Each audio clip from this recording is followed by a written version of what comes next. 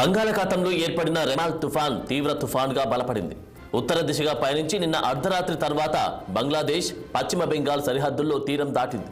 తీరం దాటే సమయంలో గరిష్టంగా 135 కిలోమీటర్ల వేగంతో గాలులు వీచాయని వాతావరణ కేంద్రం అధికారులు తెలిపారు. తుఫాను ప్రభావిత ప్రాంతాల నుంచి ఇప్పటికే బెంగాల్ ప్రభుత్వం 1.10 లక్షల మందిని సురక్షిత ప్రాంతాలకు తరలించింది. సహాయక చర్యల కోసం 16 బెటాలియన్ల రాష్ట్ర జాతీయ విపత్తు నిర్వహణ దళాలను అధికారులు సిద్ధం చేశారు.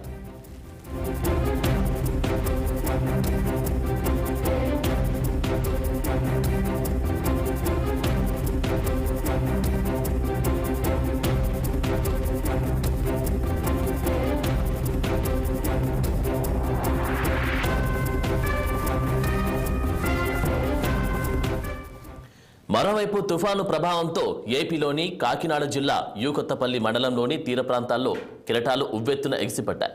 ఉప్పాడ, మాయపట్నం, చూరాపేట, కొనపాపేటలో తదితర చోట్ల సముద్రం ముందుకు వచ్చింది. దీంతో ఉప్పాడ, కాకినాడ బీచ్ రోడ్డుపై రాకపోకలు నిలిపివేశారు. ఇక మత్స్యకారులు వేటకు వెళ్లొద్దని హెచ్చరించారు.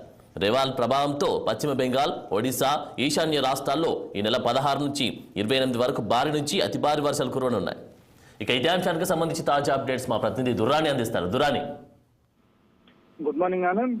రెమాల్ తుఫాను తీరం దాటిపోవడంతో బలహీన పరిస్థితులు ఏర్పడ్డాయి. ప్రస్తుతం అయితే కాకినాడ సముద్రం అయితే ప్రశాంతంగానే ఉంది. నిన్న అల్లకల్లోలంగా ఉండటంతో సముద్రం పోలీసులు ఆ మార్గాన్ని మూసి అటువైపు ఎవరు ప్రయాణికులు కానీ సందర్శనకారులు కానీ అంటే ఆదివారం కావడంతో సాధారణంగా కాకినాడ బీచ్ పెద్ద ఎత్తున పోటెత్తుంటారు. ఎవరు రాకుండా ఉండేందుకు మాత్రం తగిన జాగ్రత్తలు తీసుకున్నారు. సముద్రం అయితే నిన్న అలలు ఉవ్వెత్తున ఎగిసి పడుతూ కెరటాలు రోడ్డు మీద పడుతూ చాలా బీభత్సంగానే ఉన్నాయని చెప్పాలి. సముద్రం కూడా ఒక 10-15 అడుగులు ముందుకు వచ్చింది. అంటే పూర్తి సమయంలో మిగిలిన కాలంలో వెనక్కి. అయితే కనుక ఈ పూర్తి సమయంలోని విపరీతమైన కెరటాలు అలలు ఉధృతంగా ఉండడంతో యువత సెల్ఫీ తీసుకునేందుకు అంటే రోడ్డు కానీ ప్రాంతం కానీ పరిరక్షణ కోసం జియో ట్యూబ్ అంటూ రాళ్లతో పేర్చిన ఒక గోడ లాంటిది నిర్మించారు. అయితే ఇందులో రాళ్లు కూడా ఈ కెరటాల ఉధృతికి రోడ్డు మీద పడుతుండటంతో రోడ్డు కూడా చాలా చిత్రమైంది. చాలా వాహనాలు రోడ్డు మీద నిలబడిపోయినాయి, మోటార్ సైకిల్ తడిసిపోవడంతో. అయినప్పటికీ ఈ సందర్శనకారులు తమ ఉత్తేజాన్ని ఆపుకోలేక సెల్ఫీల కోసం వెళ్తుండడం, ఫోటోలు దిగుతుండటంతో పాటు కెరటాల్లో తడుస్తుండటంతో ప్రమాద తీవ్రత గ్రహించిన పోలీసులు దాడులు మాత్రం మూసేశారు. అయితే మత్స్యకార ప్రాంతాలైన ఉప్పాడ కానీ, జాలర్పేట కానీ, మూలపేట కానీ ఈ ప్రాంతాలు బాగా తీరం దగ్గరలో ఉండడం వల్ల మాత్రం ఈ తీరం అలలకు మాత్రం వాళ్ళు అంతా ఉలిక్కిపడ్డారు. రాకాశాలు వస్తున్నాయని ఈ కాస్త ప్రమాదం అంటూ మత్స్యకారులు తెలపడంతో వాస్తవం చెప్పాలంటే ఇప్పుడు వేట నిషేధం సమయంలో ఉంది కాబట్టి మత్స్యకారులు ఎవరు వేటకు వెళ్ళలేదు. అదొక సురక్షిత విషయంగానే చెప్పుకోవాలి. మిగిలిన అంశాలు మాత్రం ఎవరు కూడా స్నానానికి కానీ సముద్రంలో కనీసం ఆటల కోసం కూడా దిగొద్దని పోలీసులు చాలా తీవ్ర హెచ్చరికలు జారీ చేశారు. అదేవిధంగా పోలీసులు కూడా కట్టుదిట్టమైన ఏర్పాట్లు చేయడంతో నిన్న తీర ప్రాంతం అంతా బోసిపోయింది. వేలాది మంది పోటెత్తే ఆదివారం బీచ్ నిన్న బోసిపోయిందని చెప్పాలి. అలాగే ప్రస్తుతం అయితే కనుక ఎటువంటి అవాంఛనీయ ఘటనలు జరగలేదు. సముద్రం కూడా ప్రస్తుతం అయితే చాలా ప్రశాంతంగా ఉంది. ఎటువంటి అలజడి కానీ హడావుడి కానీ లేకపోవడంతో పోలీసులు మార్గాన్ని విడిచిపెట్టారు.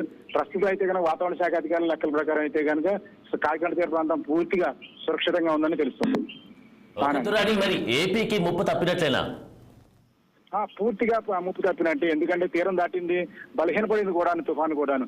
ఎటువంటి వర్షాలు కానీ ఈదురు కానీ లేకపోవడంతో పూర్తిగా సురక్షితంగానే చెప్పాలి. ఈ రెమాల్ తుఫాను అయితే కనుక చాలా తీవ్రంగా నష్టపరుస్తుందని అంచనాలు వేశారు అధికారులు. ఎన్నికల వేళల్లో తాము విధుల్లో ఉన్నామని ఇప్పుడు మళ్ళీ తుఫాను అంటే రెండింటికి చాలా ఇబ్బందికర పరిస్థితులు ఏర్పడతాయని, అలాగే ఈవీఎంలు భద్రపరిచిన స్ట్రాంగ్ రూములు కూడా ఈ వర్షాలు ఎక్కువైతే కనుక ఇబ్బందులు ఏర్పడే పరిస్థితులు ఉన్నాయంటే అధికారులు చాలా తీవ్ర ఆందోళన పడ్డారు. అయితే రెమాల్ తుఫాను కేవలం అధికారులు ఒక రకమైన భయాందోళన సృష్టించి తప్పించి ఏ విధంగా నష్టం చేకూర్చకుండా పూర్తి సురక్షితంగా ఆంధ్రప్రదేశ్ ని వదిలి వెళ్ళడం విశేషంగానే చెప్పుకోవాలి. Thank you Durani.